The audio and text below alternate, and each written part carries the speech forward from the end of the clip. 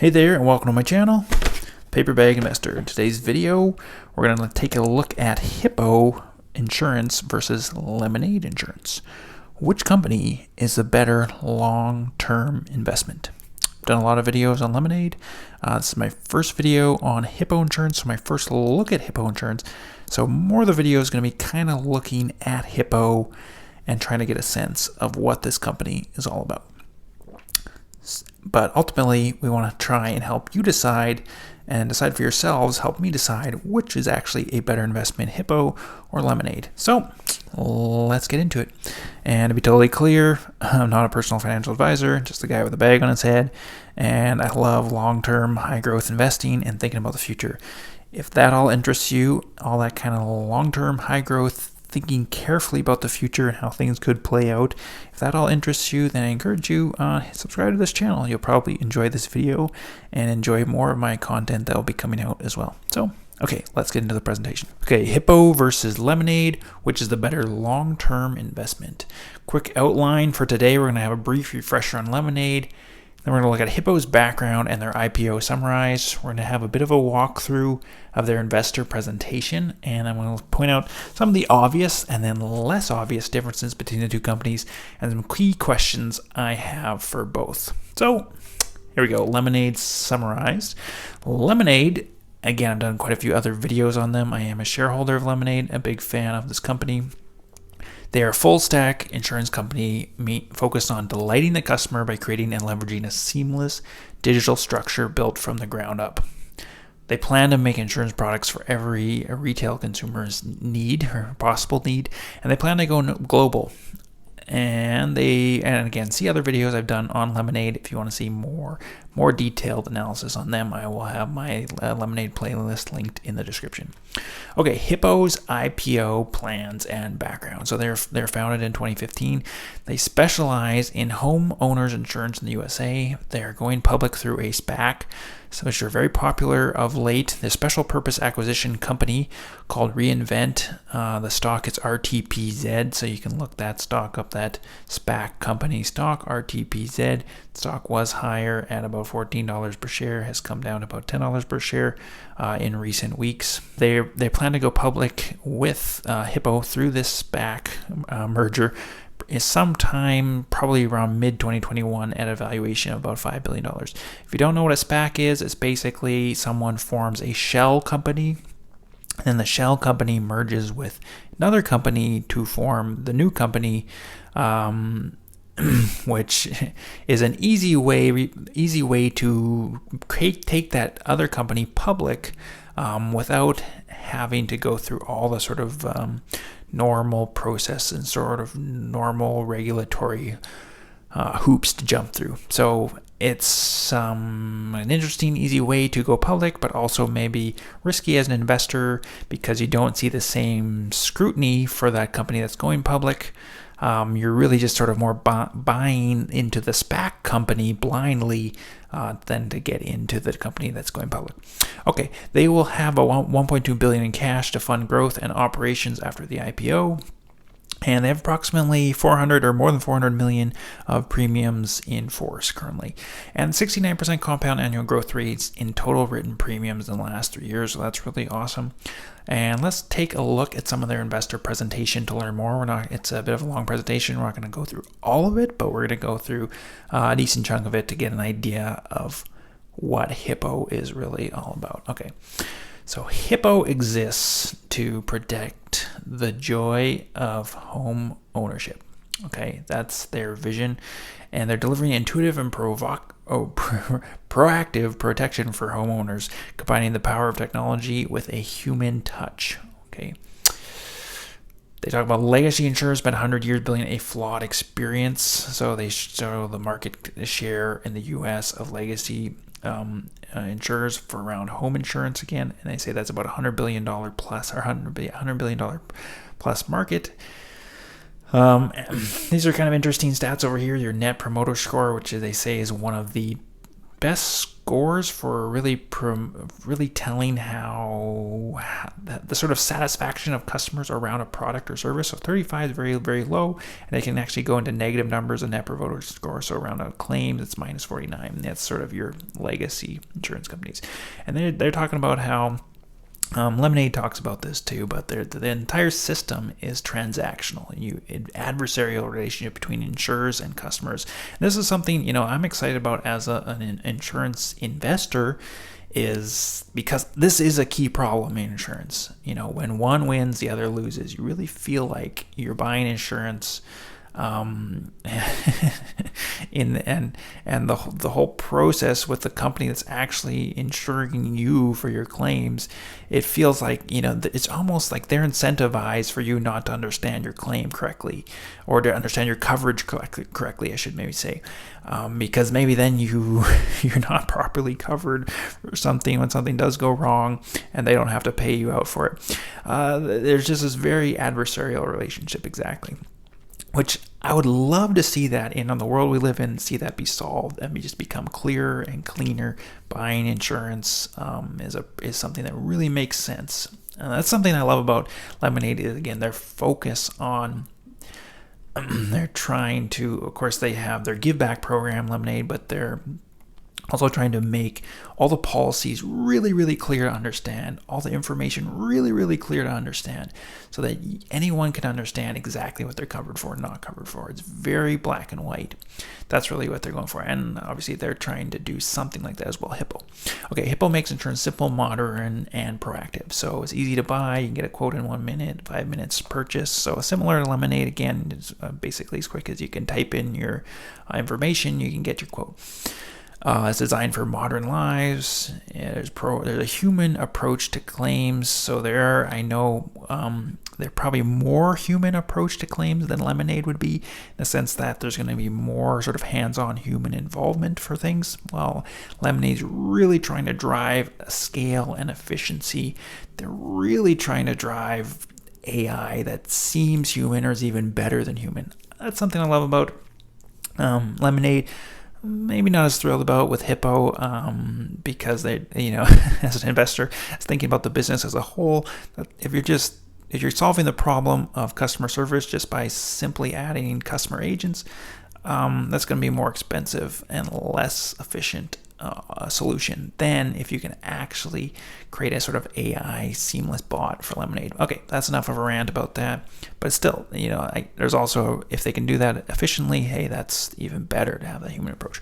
This is great though. 75 out of 100 net promoter score, 60 for claims. So again, much, much better than the legacy numbers. Tech enabled. They have the Internet of Things devices. We'll get into that as well. Is a big part of their strategy. They take a proactive approach to drive better outcomes for homeowners. This is the thing I really think is the most interesting thing about Hippo. They're really pushing this proactive approach to drive better outcomes for homeowners. So the best claim for them is no claim. So they're trying to take you as a person, as a customer, and make you a better customer, in a sense, providing you tools, trying to make it really simple for you to take good care of your home. And they're trying to specialize in this one product of home ownership so they can kind of do that well. It's a complicated thing, owning your home, managing your home, maintaining your home, doing that well. And they're trying to proactively make you better at it. So I really, really like that about Hippo Insurance. Okay, so ongoing underwriting, smart home devices, and maintenance support. We're going to get into that in a little more detail. So ongoing underwriting, they're basically using, what they're showing here in some of these images is that they use satellite data. So they're taking satellite data of your home and using that to their advantage. Other things as well, risk score modeling and some of these things, like what does that really mean? Everybody's going to do risk score modeling. Fraud identification, oh sure, okay. Risk modeling, you have a CAT or non-CAT, okay. Permit analysis, physical property inspections. Okay, so that's all good. I'm sure most insurance companies are going to do things like that. But this is kind of interesting. Yeah, they use satellite imagery. So they say you get a pool, and then they can immediately outreach to you and say, hey, you should increase your liability coverage to include coverage related to your pool.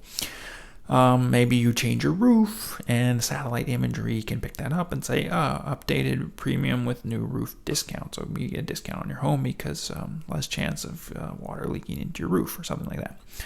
So they're using technology to kind of proactively, quickly get you the correct coverage you need.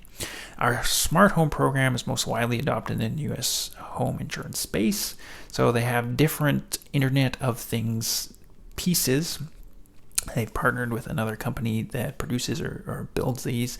And so you get these kits in your home, and 75% opt-in rate. So that's really awesome. And essentially they're trying to proactively teach you or make you a better insurance customer, which I think is a great strategy. Okay, so the Internet of Things, you put those in your homes, and maybe it's going to tell you that you have, before your home completely floods, it starts to detect a little bit of moisture that's leaking into your basement, and you can identify that, and on and on. And they also help customers maintain their homes. So this is interesting as well. Thousands of home checkups delivered, 4.5 out of 5 stars for this service, where you want to check under your sinks, and you maybe take a picture, you send it to them, and they're going to tell you that yes, something's good or bad. I'd be really curious to see in detail how well this doesn't work. But that's, again, I think really interesting. Again, this proactive approach to insurance is really interesting. I really like that. This adversarial customer relationship into the partnership. So that you kind of feel, because nobody actually wants their home to burn down or their home to flood. Sure, even if you're perfectly protected by insurance, in theory, you're everything should be replaced, but nobody wants that headache, right? There's always a massive headache and emotional turmoil that could come with that, even human risk, your own self of being hurt or killed in some of those damages. So nobody actually wants that to happen. They want their house, everything to go as fine, and have the backup of insurance in case something goes wrong. But they're happy to reduce their own risk. And okay, insurance is a hard industry to... We're going to skip that one. Okay, the opportunity in homeowners insurance is potentially massive. There's 105 billion annual premiums in the U.S. 10% of only one player has more than 10% market share. So they're trying to say that if you could somehow, there's opportunity to capture a large chunk of the market. There's average customer has 8+ years of lifespan and a premium of $1,200, so quite high because you're talking about home insurance. And they have a technological advantage over existing players, over legacy players. They own a proprietary modern tech stack. They have legacy tech stack, third-party verifiable data sources. These are more like the customer tells you what kind of roof they have. They just look at their satellite imagery. Outdated pricing models due to regulatory limitations. Next generation granular pricing, because they're saying we have a smart home device in your house that measures different things or different devices like that, and their satellite imagery, they're taking more real-time data to check things out. And also they're saying their way of selling their products is going to be a lot more tech focused rather than an agent focus. They're going with direct-to-consumer. You can get agents, you can get partners, and okay, so that's essentially what they're saying there. A vertically integrated approach to building an all-inclusive home protection platform. So home warranty, homeowners, yeah, they're kind of giving you the whole package. Financial overview, we'll look at some of this as well, help those economic models. So their asset-light capital structure is very similar to LMND. This is their reinsurance. So they're currently at, this year, about 90% is being covered by reinsurance, and then they'll move that to 75%. They're actually not a Hippo's not. They're not an actual insurance underwriter. They have an affiliate company they purchased that does it's part of the insurance underwriting itself, but operates independently from them. And then most is done by others. So they're really more of an insurance agency, an insurance agency that's sort of managing and selling the products and helping provide this sort of proactive approach to their insurance products. So key metrics and performance indicators, This is kind of some definitions there. Okay, proven track record of growth and execution. So 69% compound annual growth rate, went from 142 million in in-force premiums in 2018 to 405 last year. So that's cool. That's really exceptional growth. And they're projecting out for the next 5 years 43% compound annual growth rate. So by 2025 could be something like $2 billion plus in in-force premiums. So that's pretty fantastic as well. This is kind of their flywheel. Our business strengthens as we scale. So they increase their scale, they get more data, deeper insights, and then they're more from that, the more accurate pricing, better underwriting results, higher customer satisfaction, retention, improved, and then people are happier, so they stay there, unit economics, more profits, reinvesting in growth, and then they grow faster, again, increasing predictability and profitability. I kind of wonder, I'll get to this. I have some of my key questions, but how well this flywheel could actually, how believable it is that it could actually turn. I'm all about, with my investing, all about trying to look for somebody who actually has a really, really strong network effect. And network effect really is a way of turning the flywheel as you grow in scale. So the flywheel naturally spins faster as they're increasing their scale. Now, this flywheel for them, it all depends how well their data is used, how deep their insights really are. I kind of wonder with them, could other insurance companies copy their approach? Could they partner with a company that makes Internet of Things devices for your home and puts them into your home? Could they partner other legacy companies, even LMND, say they're doing their own home insurance? Could they do that, where they're providing you that sort of proactive approach could be sort of copied over? And how deep do their sort of insights actually go? Sure, they're using satellite data, but again, couldn't that be easily copied by somebody else? That's a big crux, because obviously if those insights aren't, every portion of this wheel has to spin. And if you think of it like any chain is sort of the weak link that's slowing down the wheel's only going to turn as fast as that one spot on the wheel. So if their data is sort of shallow insights, then they're really not going to get much better pricing, and then their customer satisfaction, it's going to be okay because their pricing is not going to be so great, and then how they're not going to actually make as much money, they're not going to be able to grow as fast, they can't use as much for reinvesting in growth, they can't advertise as much, the same budget there, then it's harder to increase scale. It's like one piece in a puzzle like this can completely derail the whole thing. So when you're looking at a business and you're trying to develop a thesis around a stock, every piece, you want to find the company where every piece of the whole flywheel is perfect. It makes sense to me. To me, Tesla, I could write down flywheels of how Tesla is growing and scaling, and it is beautiful. And it's continuing to scale. And that's why, most of my portfolio is still in Tesla stock, even after they've had the huge run that they've had. But it's interesting. To me, that's a key question for them, is their data and how well that is actually, how deep does it really go versus somebody else who could just copy that same kind of data insight. Because if you're not deeper than somebody else, then you don't really have that advantage over everybody else. Okay, but that's enough talking about flywheels and network effects. Okay, moving on.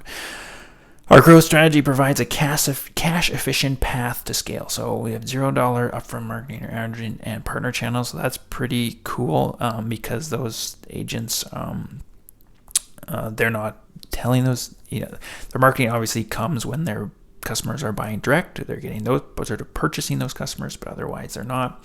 And most customers are paying annually, and they have about 1.5 year payback period and the cost of acquisition costs. Okay, we have attractive customer dynamics. Again, because they're homeowners insurance only, it's about $1,200 premium for per customer. That's going to be a lot higher than Lemonade, because Lemonade on a per customer basis, because Lemonade's selling renter's insurance as part of it. And renter's insurance, they're selling, like starting at $5 a month or something like that. So Lemonade, when you're comparing these two again, they're really trying to think longer term, that they're attracting people that even though they're $5 a month now, tiny renter's insurance customers, these people are going to grow up and keep using Lemonade and so used to Lemonade and love the Lemonade experience that they're going to then buy, when they buy a home and they're buying their $1,200 home policy for their home coverage, they're going to continue to use Lemonade.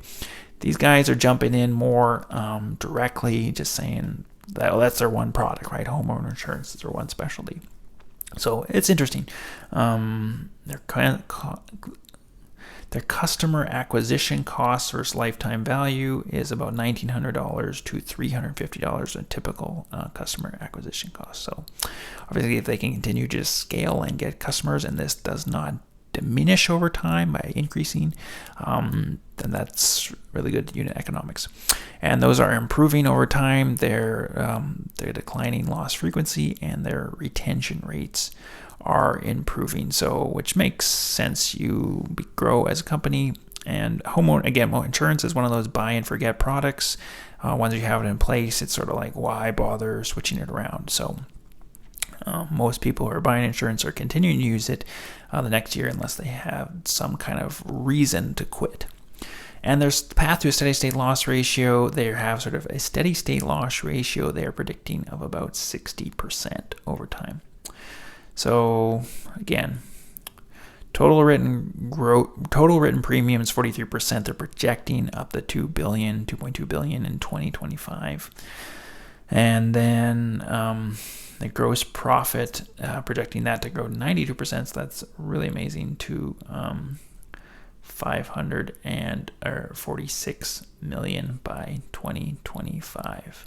Scroll down to here and say Hippo exists to protect the joy of home ownership. So they radically improve customer experience, policies built for modern lives, powered by data and technology, proactive services that reinforce our core products and strengthen our relationship with customers. And for me, this is the most intriguing thing, is the proactive services. I would like to know more details, how well the way they're using data, using Internet of Things. Is that copyable by others? Is that somehow really unique and set up and streamlined the way they're doing it? That's not really clear to me. But this proactive side, to me, that the fact that they're doing that, that's really interesting. Okay, let's jump back to the presentation over here and move on to the next slide, which is Hippo versus Lemonade, obvious differences. So Hippo is just focused on homeowners insurance in the U.S. market. Lemonade is focused on many products going global. You could say that because Hippo is focused on just one product, maybe they can do it better than anybody else. Somebody could make that argument, but you can also make the argument as an investor, because Lemonade, they're building more of a foundation of this sort of seamless architecture and app, that could take them on a sort of a global scale and might have maybe a longer term growth perspective, and longer term maybe a better investment for that reason. Also, it's really nice insurance. The more products you carry, typically when somebody's buying one product, you could then offer them more and more products bundled together. And if they're all under your same one roof, how simple and slick is that if you could just check them off on your app? So having more and more products, again, maybe is better. But again, you could also make the argument that maybe they're going to be the best homeowners insurance in the U.S. market, better than Lemonade could even offer, and better than incumbent legacy companies could offer. So obvious difference though. Hippo is not an insurance underwriter, just an insurance agency. So again, I mentioned that earlier, but they're not actually an insurance underwriter, just an insurance agency. Lemonade is an insurance underwriter. And again, I kind of like the longer term prospects of this as well, because Lemonade is part of their strategy is everything is so vertically integrated. They're saying that they're going to take their data nuances, I'm calling them, and make their underwriting and all of their insurance products better because of that. Also going to say because they have multiple products, that's going to compound and make their underwriting better because they know all the data about you as a pet owner and your pet owner's insurance that might help you in more detail about your homeowner's insurance. They don't have that sort of compounding effect with just one product, and nor are they actually an insurance underwriter. They're just more of an agency. Okay, the less obvious differences. A lot of text on here, but I'm going to break this down. Hippo has more conventional marketing around cost savings. Lemonade focuses on the delight of the entire customer experience. I'm going to look at both their websites here in a second, and we're going to see that what I'm talking about. Lemonade has a seamless and intuitive feel to their website and app. It is obvious that they have thought in great detail about the structure and how everything is communicated. This is not so apparent and clear with Hippo rather. Let's look at their website. So let's do that. Here's Hippo Insurance. When you click on their website, it's a fine, great website, right? What I was talking about is they say right up here and in different places, save up to 25%, which is what most insurance companies, that's kind of how they market, especially sort of digital insurance agencies, save up to 25%. They're real. That's sort of their big spiel or big selling point. You probably heard those Geico commercials, say 15% or more in 15 minutes or less, yada yada. Lemonade, on the other hand, and they've heard specifically their management talk about this, they never talk about the cost savings. Sure, their products might be cheaper, they might be similar, they hope to be similar priced or cheaper. But again, I think it's interesting. Lemonade's more of their pitch is that this is going to delight you. This whole experience is going to be so seamless, so smooth, so simple, so understandable. You're going to be just delighted with your insurance. That's really Lemonade's selling point, and one thing I love about them. It's kind of interesting. Sure, I'd love to save more money on my insurance, but it's sort of like how much do you save relative to the next person? Interesting. Okay, the quote seems very easy to do. I walked through some of the steps, though I'm here in Canada, so I can't actually look up my own home because Hippo's not in Canada. They're a U.S. Company, as we mentioned. But again, there's a lot more coming at you with this website. You click on, you hover over Learning Center, and it's almost overwhelming. It's like how to buy your home, how much homeowners insurance do I need? All these things are good. If I was looking for this kind of information, I'd find it. That'd be great. You could log in. You could look at your claims. They also have very good reviews, 4.9 on this verified customers reviews. They talk about how they're modern home insurance, a lot of what we talked about as well, like their better coverage on things like your computers and appliances, smart home upgrades, and so on and so forth. But there's a lot more just information coming at you. It's not as communicated as, I would use the word tight. It's not as filtered down to exactly kind of what you need to know, what's the most important thing. They talk about their Hippo Smart things. You get a discount on your premium if you're using their sensors in your home. Their home care, again, lots of things we talked about. There's 25% possible savings. Easy way to get a quote. Their claims are not done so easily. I know I read that. Their claims are not like Lemonade. You can get your claim and your money back within even minutes sometimes, but I know it's not that simple. I think you have to file a more traditional claim to get your claims. So friendly hippos to support you. Okay, yada yada. We're not going to spend all day looking at their website, but there's just a lot more coming out of you. Now contrast this to Lemonade, the experience when you click on Lemonade. And I'm a big believer that when you're looking at something, especially a digital sort of company that's trying to scale, could scale across the earth, the details matter in everything. But when you're talking how sort of it's a huge winner takes a big chunk market or industry, the details matter even more so. Okay, now let's go flip over to Lemonade. So here we go. It's almost relaxing. Okay, let's go back. Like there's I get what they're saying. They don't want you to show their leaks and stuff, things going bad. Somebody put a video, but like when you look, I encourage you to just look thoughtfully at how things are put together on Lemonade's side. It is like it's beautiful how things, I would use the word beautiful, like even poetic, how things are written, how things are organized. Even on the investor relations side, the investor letter, I talked about this, is like metaphoric, has sort of Garden of Eden metaphoric, biblical almost imagery. It's not very obvious, but if you look at it closely, that's what they're sort of following, the fall and rise of insurance, and then the sort of new type of insurance coming. Anyways, just very poetic. Now let's flip back again and look at it a little bit more closely. Everything's like peaceful, calm. They're trying to delight you in every detail of step. This is why I think it's fantastic. Long-term, fantastic. Okay, it's similar. Talk about being a 5-star company. You can stop here and read reviews as they scroll by, and you hover over, they're going to stop for you, little details like that. Then they have their products. So they have their products. They have sort of a rough price, yada, yada, those details.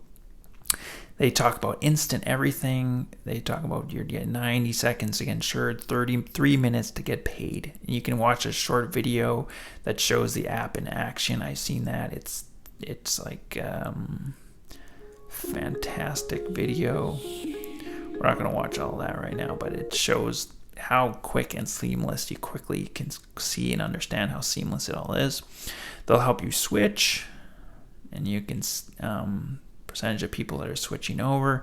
They talk about their give back, so a flat fee, and then a portion goes back to charity, and they pay claims, out of this chunk. So, but again, I just want to contrast.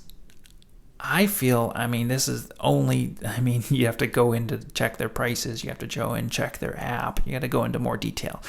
But from my experience, what I've seen, looking at Lemonade, and from what I've seen looking at Hippo is not as clearly, you can tell the thinking and the brains behind Hippo, it's not quite as clear and concise and streamlined and almost like poetic, it would be the word I would use, as Lemonade is. Lemonade is pretty next level in how smooth and perfect and communicated things are. Okay, enough about that. Again, that's not it. It's a be all and end all of meaning you're a great business or not. There's a lot more to it than that. Okay, let's look at their website. Both have, less obvious differences between the two. Both have strong customer reviews, but Lemonade's are better. Let's look at Clearsurance sites of each. So Clearsurance sites. So Hippo Insurance has a 4.26 rating. Both have very, very good reviews. 80% are likely renew their policy. 85% will recommend a friend. 90% rated their claims experience positively. And then you flip to Lemonade. It's a 4.26 over here. Their reviews are better, 4.86. And they have 94%, 96, 97. Like, it's amazing. Another reason why I love Lemonade. You click on their customer reviews. You can see that the percentage is like 90% give excellent all the way down to 2.2% giving the poor. If you go to Hippo and you click on their customer reviews right here, give this a second, you scroll down.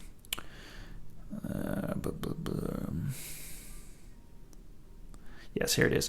There's about 11% are poor, so quite a bit more. 79% are shifted from the excellent to the poor, have a negative experience. Of course, with this, there's only, I think, 88 reviews here for Hippo, so not very many reviews on Hippo or on Clearsurance for them. I'm sure that will come. But a lot more. I think there's several thousand on, let's see here, 2,117 reviews. So a lot more there. Oh, so a little bit better. Actually, a decent bit better on Lemonade's side. Hippo's focuses on claim. Well, a couple more less obvious differences. Hippo's focuses on claim prevention. The best claim is no claim. The focus is less apparent with Lemonade, and that's something it's almost interesting. I wonder if Lemonade could make that part of their strategy and package, is almost coaching you and helping you and giving you tools in a very automated way. Maybe they have AI that could create home, maintenance sort of AI systems that would help you track and answer questions about your home rather than just having humans do it over, video chat, which would be a lot more efficient, a lot more better use of capital. Okay, Lemonade claims to be able to have a nuanced data advantage because of the highly integrated and seamless nature of their apps and software. Unclear if Hippo is structured well enough to leverage data as well as Lemonade is. That'd be my question. So I have a couple key questions, or the biggest questions I have for both these companies. Lemonade is really, do they truly have a data advantage? They say they have this nuanced data. If you've seen some of my other videos, they say just the fact you're using your app, it's all kind of very, very secretive. The fact you're using your app and you're getting your insurance at 1 a.m. versus the next guy who's getting it at 2 p.m. and he works at a downtown office building. Or he's doing it on his lunch break at work. That can tell them a lot. They say they have thousands of data points that they use to create this data advantage, and as they scale, as they get more customers and more claims and more policies under their belts, this data advantage grows stronger. That's their flywheel. Hippo, the biggest question, are there tech advantages? I should say there. I'll change that right now. Are there tech advantages such as using smart devices and satellites easily copyable? And again, I would kind of wonder if other legacy companies could copy these sort of tech advantages in relatively easily. It's hard to say. Versus what Lemonade's doing is everything's seamless in one structure, super vertically integrated. Hippo, I'm not seeing the same vertical integration. I'm seeing different smart devices and satellites. How copyable are they? Yeah, anyways. Another question for Hippo, do they have a network effect that compounds in value as customer base grows? That flywheel question, is that flywheel really going to spin or not? And a big question is how deeply do they utilize their data? Is it somehow unique, or is it something other people can copy? So that's a lot of information on Hippo versus Lemonade, which is the better long-term investment. I know this video got quite long.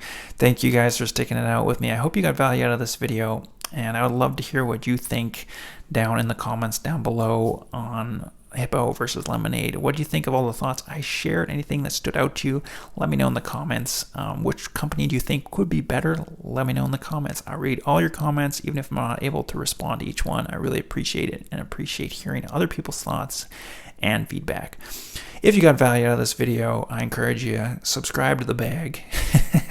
I encourage you to subscribe to my channel and join this channel where we try and look at detail and trying to look at the details behind the company and businesses that could be long-term, high-growth companies. That kind of investing excites me, and that kind of investing has earned me approximately 30% or so compound annual growth rate over the last 11, 12 years or so that I've been investing since about 2009. So I guess it's about 12 years now. But that excites me, and I want to continue. I want to do that amount or even better in the next 10 years. And I really hope if you're here and you're getting value out of these, that's why you should subscribe, so that you hopefully can get that value as well. Okay, I'm going to quit blabbering here and just want to tell you guys that remember, it's in the bag. I'll see you in my next video. Cheers.